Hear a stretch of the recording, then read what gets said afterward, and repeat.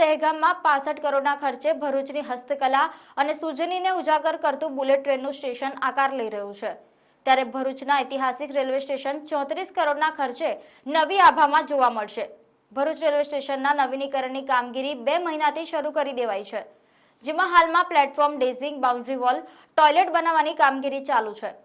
Bharuch railway વિભાગ દ્વારા થનારા રિનોવેશન 3 તબક્કામાં થનાર છે। પહેલા તબક્કામાં રેલવે ઉપરનો 12 મીટરનો ફૂટ ઓવરબ્રિજ, જેના બંને તરફ એક્સિલેટર હશે, જેની કામગીરી હાલ ચાલી રહી છે। બીજા તબક્કામાં પ્લેટફોર્મ પર એક સાથે 15 વ્યક્તિ જઈ શકે તેવી લિફ્ટ બનાવાશે। રેલવે સ્ટેશન પરના શૌચાલયના રિનોવેશનનું પણ કામ કરવામાં આવશે। રેલવેના બંને તરફના પાર્કિંગ એરિયાને ડેવલપ કરાશે, પ્લેટફોર્મની ઊંચાઈ વધારાશે। આગામી એપ્રિલ મહિના સુધીમાં તમામ કામગીરી પૂર્ણ કરી દેવામાં આવશે, તેમ રેલવે વિભાગ દ્વારા જણાવવામાં આવ્યું છે।